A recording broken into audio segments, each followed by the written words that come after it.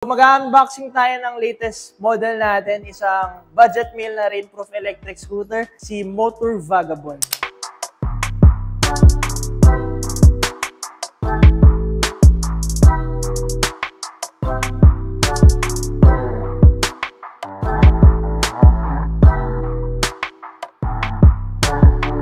Beautiful. Napakaganda boy, oh. May motor electric.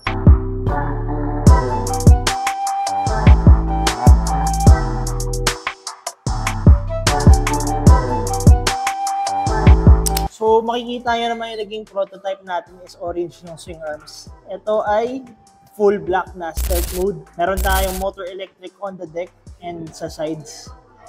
And yan yung pinaka-model natin, si Vagabond. Beautiful makinarya. So, quick assembly tayo. Time-lapse, let's go.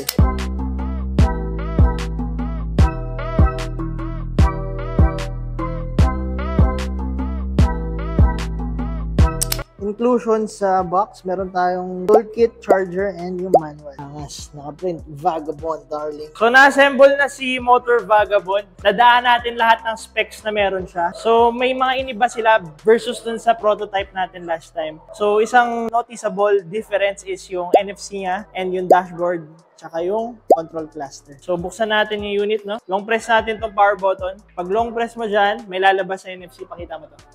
Then, doon may tatap. Beautiful. Napakaganda ng dashboard. So, meron tayong iba't ibang info dito. Makikita mo yung gearing, mileage, trip meter, signal lights, tapos naka-park siya. Para matanggal yung park, alam ko kailangan mo press yung brakes. Nawala na yung park. So, yan yung gear natin. 1, 2, and 3. 3 pinakamabilis. Press nyo lang yung plus icon para tumaas.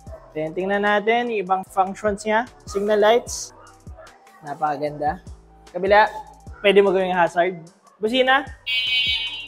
Napakagaling. So, yung headlight naman, ngayon lang namin nalaman kung paano i-open. Double tap nyo lang pala yung plus icon. So, ito, double tap nyo. May lalabas ditong headlight icon. Yan, naka-on na yung headlight niya. Bang! Then, meron din tayong deck lights. So, extra visibility. Dito naman sa likod, makikita nyo, meron tayong tail light at dalawa pang deck lights. Then, meron din siyang brake lights. Yan. Nagbe-blink siya pag nagbe-brakes ka. Sobrang baba ng presyo pero ang ganda ng specifications. Tingnan nyo, naka-dashboard pa. Napakaangas. Napakaganda rin ng control cluster natin. At, kinaganda pa nito, yung thumb throttle. Tingnan nyo naman. First time ko makakita na ganyan thumb throttle, medyo nakabaliko siya. Napakaangas. So, pababa tayo, everybody.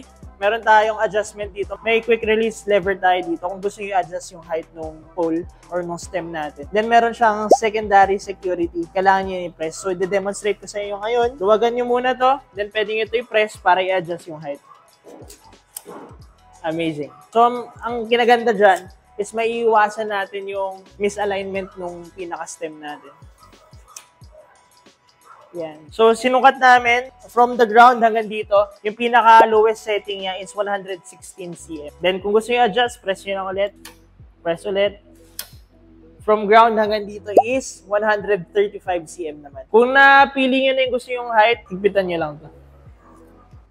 Alright? Then, baba tayo everybody. Right here. Dito yung makikita yung folding mechanism natin. So, kinaganda naman ito, again, meron tayo dual security ulit. Kung may dual security dito sa height adjustment, meron din tayo dito sa folding mechanism. Lapit ka. At yung una, pwede nyo itong luwagan. Kung naluwagan nyo na yan, pwede nyo rin itong luwagan. So, universal rule, lefty-loosey, righty-tighty. Kung gusto nyo luwagan, pakaliwa. Kung gusto nyo higpitan, pakanan. So, yan, makikita nyo, nakatanggal na to, nakatanggal na to. Pwede nyo na siya i-fold. Then, meron tayong hook. Ito yung hook niya. Pakita mo ang camera. Pwede nyo i-hook dito. Then, pwede nyo na buhatin. Ayan. So, ang bigat nito, tinimbang namin kayo na is 24 kilos lang. Very portable. Kasya sa likod ng sedan for sure. Then, pag-aangat nyo, angat nyo lang to. Lapit ka camera. Pakita natin. Yan. Yan yung pang-lock. Yan yung unang lock. Then, make sure nyo, ilalak nyo yung pangalawa ulit.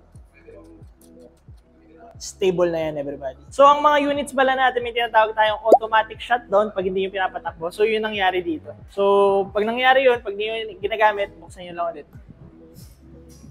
Again, dito sa baba, meron tayong headlight and yung busina. Ito rin yung buong busina. Pababa dito, Meron tayong C-type, spring-type suspension. Makikita nyo. Then meron tayong tapalodo para iwas talsik sa tubig. Ang gulong natin ay 10 by 3 inches tubeless tires. Testingin natin yung suspension. Boom! Marshmallow. Beautiful. So, itong brake lever natin sa kanan is para to sa harap. Alright? Naka-mechanical disc brakes yan. Upgradable yan into hydraulic brakes. Nag-offer din tayo ng conversions dito sa shop. Napakaangas. Alright? Dito sa body, makikita nyo dito yung charging port niya. Yan. Ito yung charging port natin. Charging time natin estimated is around 8 to 9 hours from 0% to 100%.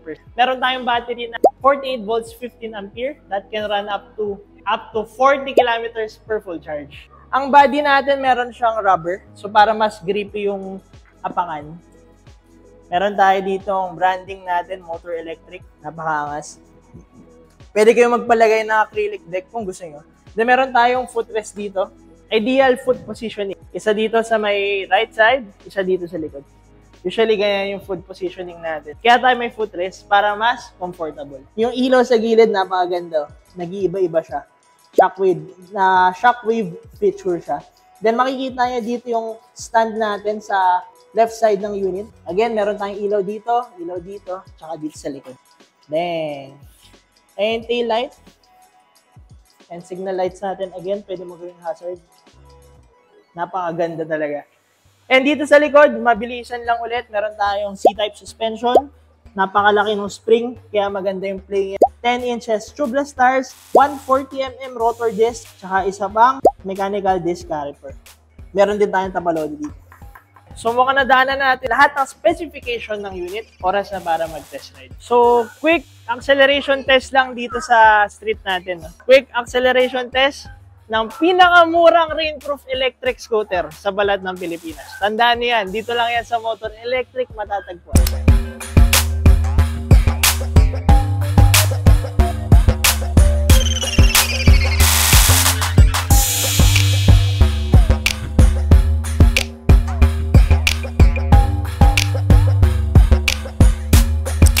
Malakas acceleration, maganda suspension, napakalupit.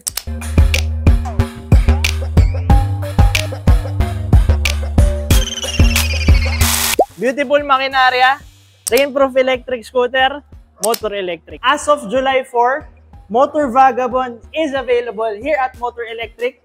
Pwede kayo bumisita para mag-test ride o tingnan yung unit. Avera away, darling. Thank you for watching the video.